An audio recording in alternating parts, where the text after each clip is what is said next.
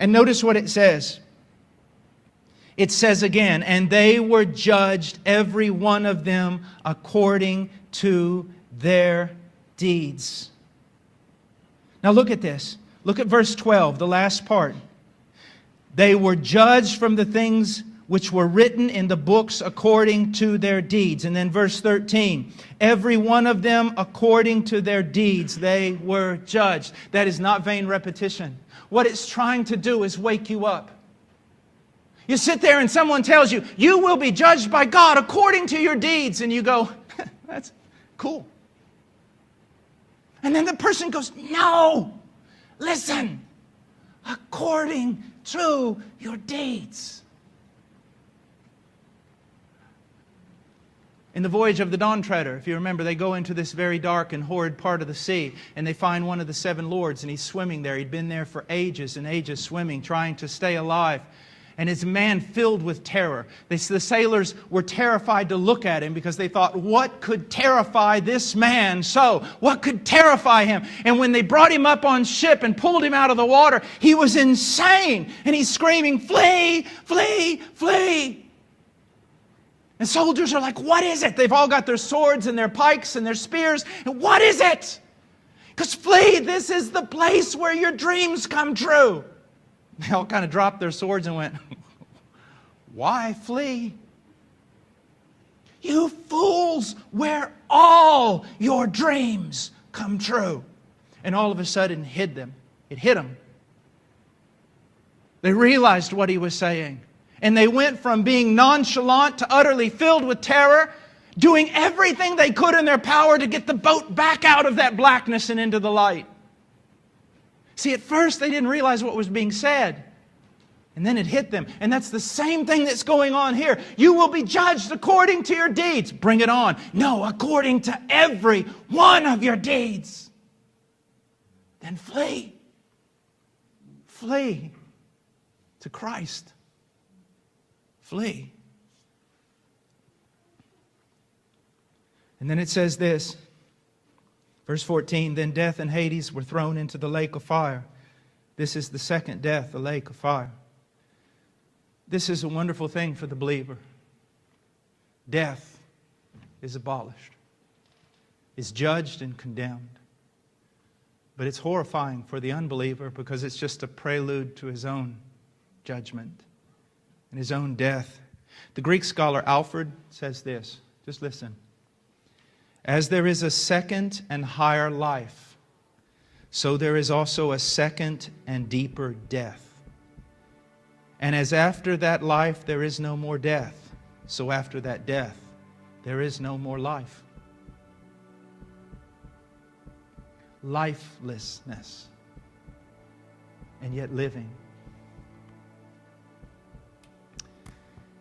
And if anyone's name was not found written in the book of life, he was thrown into the lake of fire. What is it talking about, lake of fire? What does that mean? I believe that there are certain poetic images that come up in your mind that are not from God, that make you think of it as something of a mythical fairy tale, something, little fires burning people and like in a cauldron of soup, or little demons with pitchforks. And because that imagery has often been used by, I think, people who were foolish in their use of the Scriptures, you think of it as some kind of just little fairy tale story. But what you need to realize is, I've often heard people say, heaven is heaven because God's there, and hell is hell because God's not there. But that's not true.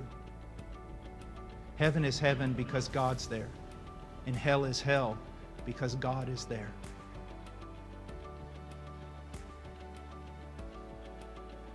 His perfect, blinding righteousness and holiness paying you for everything you've done to the last cent. That's why I believe Isaiah refers to it as his continual burnings. And you say, well, why is hell eternal? Well, here's something I want you to think about. Your crimes are infinite. So your judgment's infinite. Well, why are my crimes infinite? You committed them against a God that was worthy of infinite glory and praise and devotion, appreciation. And that's what makes your crime a crime. But here's another reason that I think people overlook. You're supposing that people in hell repent. They don't. They don't repent. They're not sorry. They don't change. They don't say, "Let me out."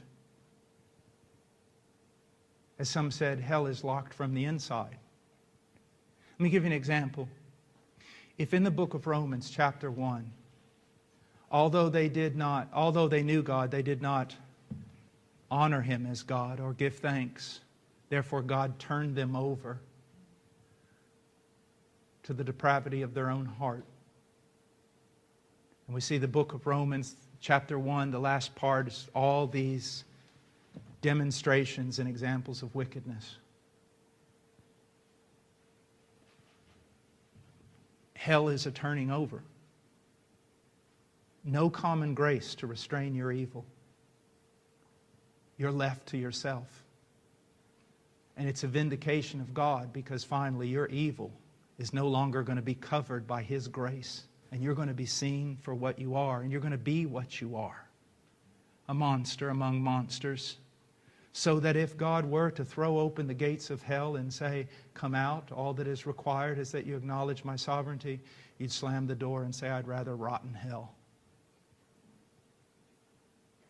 A monster of monsters you've become.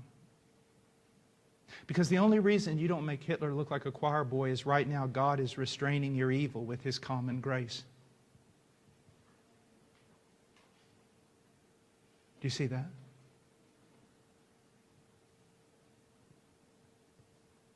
There is a hell. And some of you will go there. I'm not a prophet. Can't see into your heart. But I did study statistics in college. I'm going to finish with a quote from Seiss. Listen to what he says. "Ho," which back then meant listen, "ye unbelieving men, ye dishonest men, ye profane men, ye lewd men and women, ye slaves of lust and appetite, ye scoffers at the truth of God, how can ye escape the damnation of hell? Ye men of business, ye whose souls are absorbed with the pursuit of gain, ye people of wealth without riches toward God, ye passengers on the voyage of life without prayer, without church relations, without concern for your immortal good. You now have God and eternity before you. Here, hell hath enlarged herself and opened her mouth without measure, and your glory and your multitude and your pomp and your rejoicing shall descend into it. Listen to me, ye almost Christians, lingering these many years on the margins of the kingdom." Do you hear what he's saying? Ye almost Christians.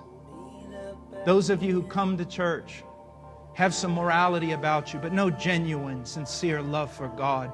Ye almost Christians, he says, lingering for years on the margins of the kingdom, looking in through the gates, but never quite ready to enter in, intending but never performing, often wishing but still postponing, hoping but without right to hope.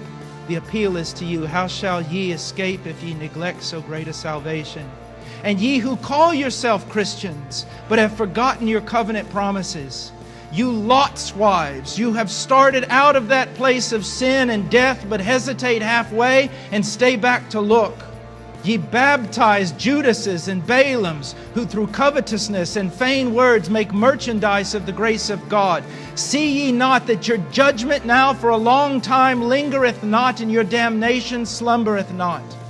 And if there be anyone oblivious or indifferent toward these great matters, asleep amidst the dashing waves of coming retribution, this message is for you.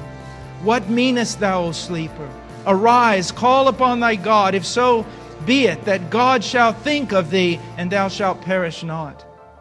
For if anyone is not found written in the book of life, he must be swallowed up by the lake of fire. Uncultured, not up to date, cartoonish, irrelevant.